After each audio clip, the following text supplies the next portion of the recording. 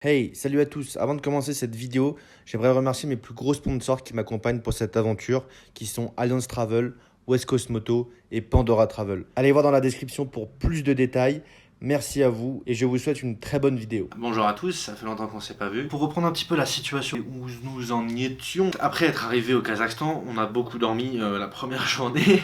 Et puis ensuite, moi j'ai fait ce qu'on appelle le e-visa, c'est un visa en ligne pour pouvoir aller en Ouzbékistan. L'Ouzbékistan qui est à côté du Kazakhstan et qui est un pays que j'avais très envie de visiter mais qui n'était pas possible lors de mon départ parce que les formalités administratives étaient très lourdes. J'avais choisi de ne pas le faire et en fait en cours de voyage, il s'est avéré que la législation a changé et que j'ai pu faire ce e-visa car il venait juste d'être créé, donc c'était parfait pour moi. Avec la création de ce e-visa, donc j'ai obtenu mon e-visa en 3 jours. Avant de partir de Aktao pour l'Ouzbékistan, j'ai acheté un bidon d'essence de 10 litres.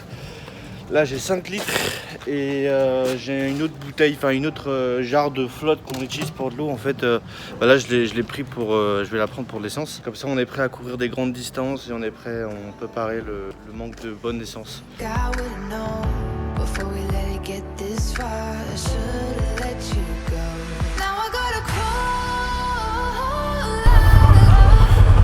Hello monsieur, ça va?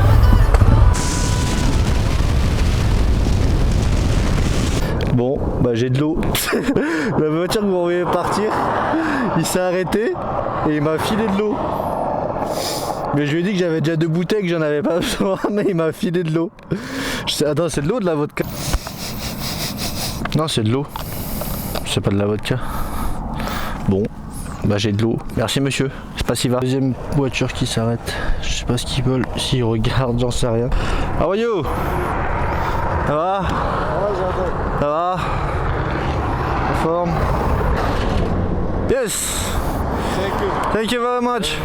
Thank you! Spasiba! Spasiba! Alors j'ai fait une grosse bourde, je me suis planté sur 50 bornes. Comme j'ai pas mes écouteurs, je sais pas où je les ai foutus pour iPhone.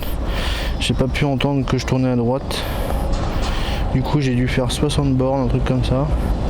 Dans le ZEF! Ça fait plaisir. Bon, allez c'est reparti.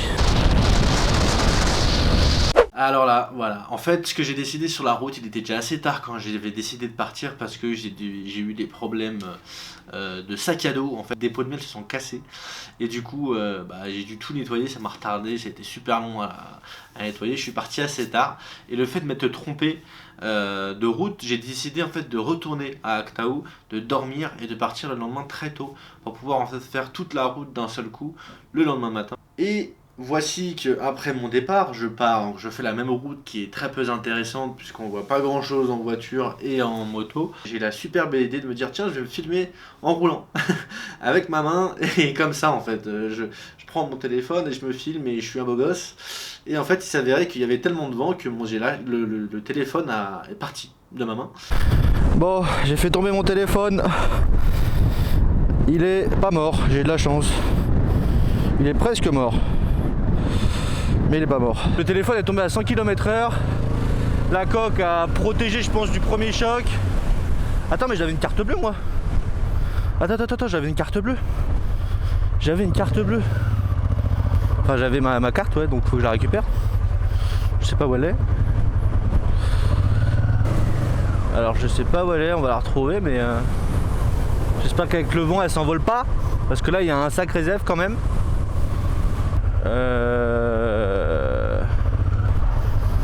Il y a vraiment beaucoup de vent. Donc moi mon hypothèse c'est comme le vent va comme ça, elle est par là. Putain, là ça va être compliqué de la retrouver là. Putain, quand j'ai vu le téléphone tomber, j'ai dit mais quel connard je fais. Mais quel... Ouh c'est quoi ça? Alors ça vous voyez les amis, c'est un animal complètement mort, écrasé, séché, empaillé, dépaillé et resséché derrière. Donc là je vais refaire un dernier demi-tour pour voir si elle est pas quelque part. Mais là ça commence à devenir complicado. Moi ma seule théorie c'est qu'elle doit être dans un creux comme ça là-bas là. Elle peut pas être restée comme ça sans avoir glissé et mais le truc c'est que je peux pas faire je vais pas marcher 2 km pour voir où elle est quoi. Oh elle est là. Elle est là. Les amis on l'a retrouvée.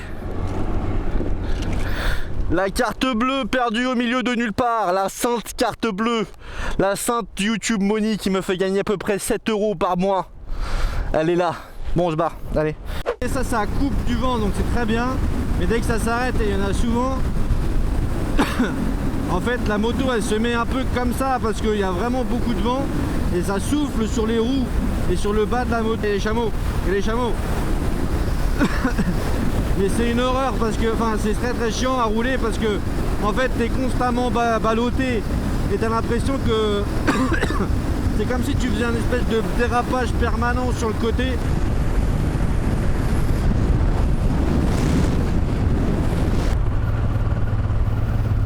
Ça roule. Oh là là.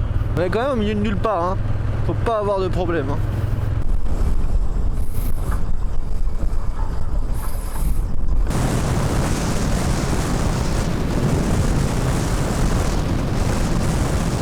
On a une route, c'est la dernière partie, j'étais au courant que cette route elle était vraiment pourrie. Cette axe de route là pour aller en Ouzbékistan, les 80 km c'était une horreur. Voilà, donc j'en suis à peut-être au kilomètre 20 et c'est une horreur, effectivement. Il y a une route qui se construit à côté, donc ça se trouve d'ici quelques années, 2 ans, peut-être 2 ans, ça sera fini. Mais en tout cas, pour l'instant non, et on est obligé de prendre ce genre de routes qui sont pas terribles quoi pour les pneus en plus. Il y a tellement de secousses et tout, j'ai peur de casser ou de crever quelque chose. Donc j'essaie d'y aller doucement. C'est un axe de route qui est assez emprunté. Il y a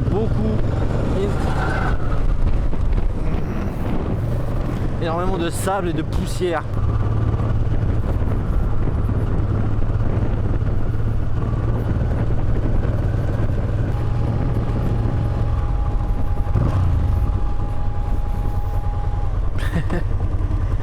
Mais non! Ah mais si! No!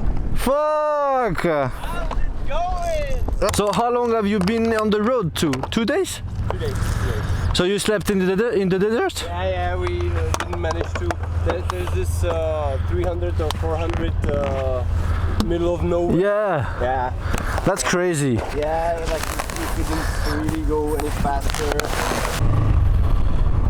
Hop.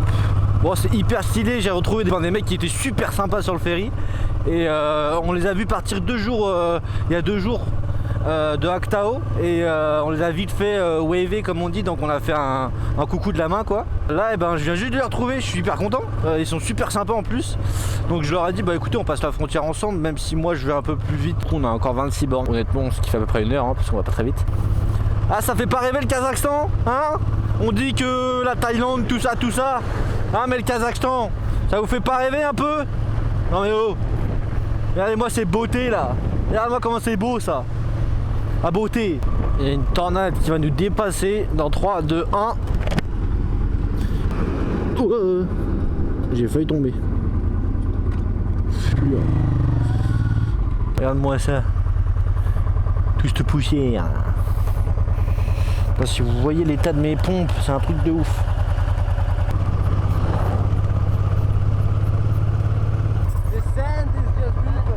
Ah ok. I was scared for the tires.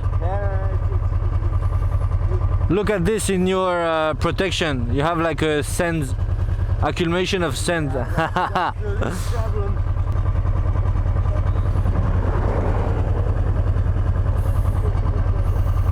You don't have any more light on your motorbike?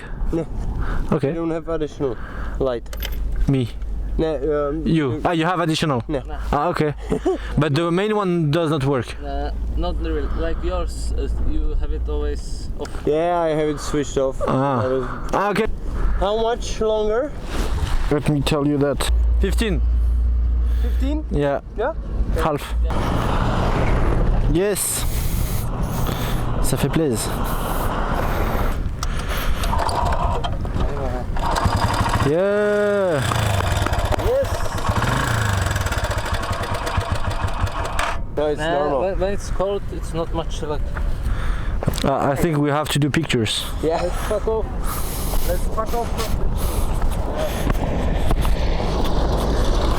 À combien ils sont dans la voiture? 1, 2, 3, 4, 5, 6, 7, 8, 9! Wow! How are you? Good? Hello! Hello! What the fuck? English? Ah, France. Ouais. France. World champion, soccer. You know?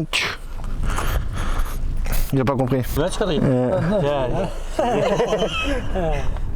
Yellow kirami. İbanla matskirlen bir geçene turizmle matskirlen ramladı.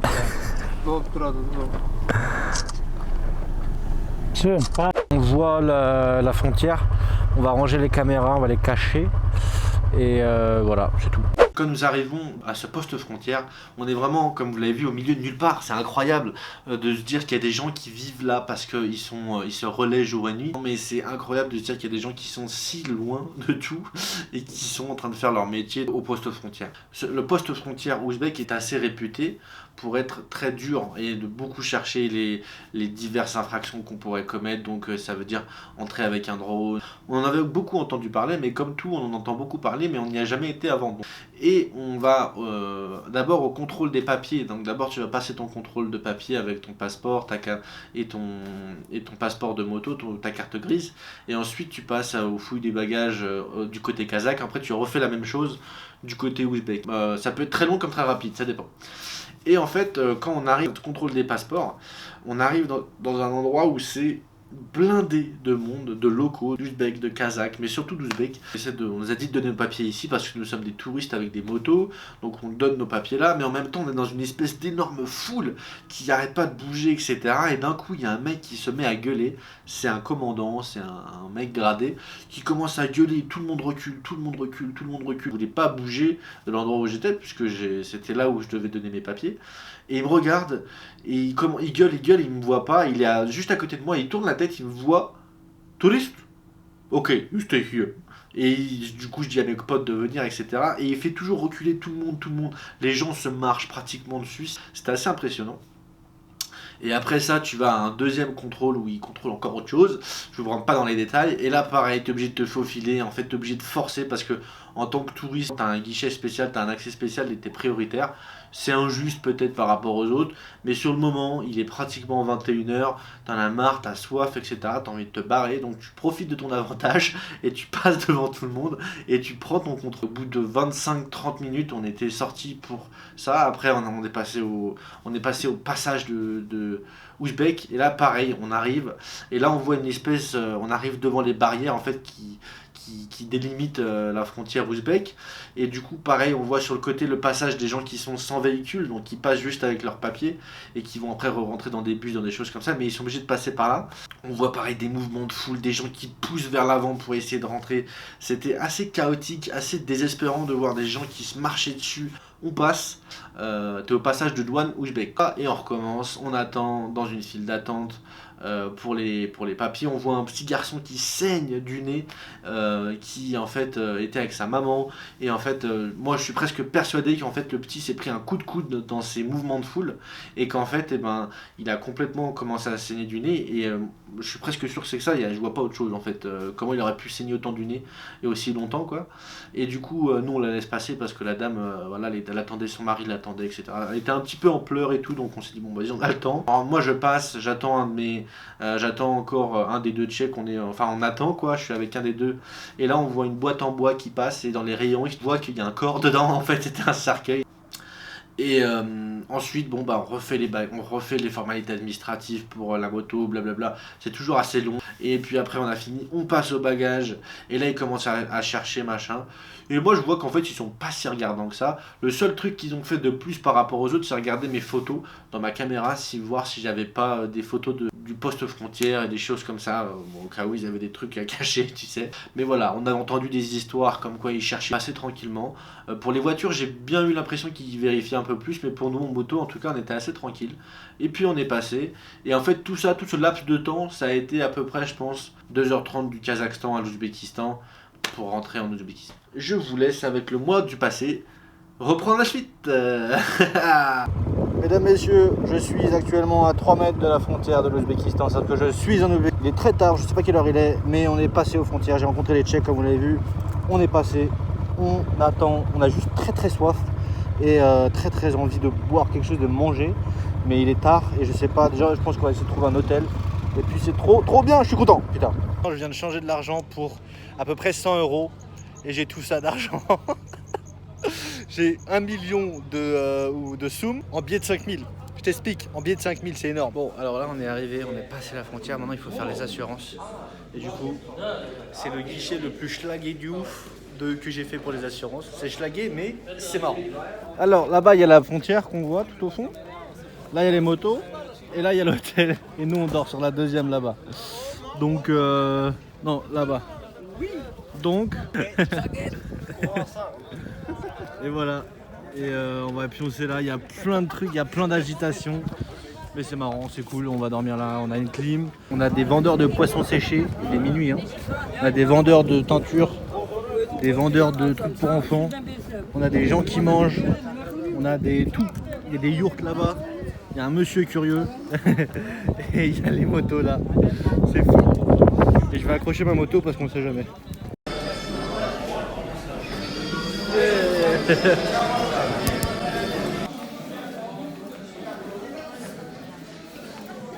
Bon, ben voilà notre hôtel pour la nuit.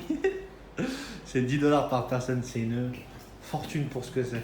Après 80 bandes de pistes dans le désert kazakh, c'est un peu poussiéreux.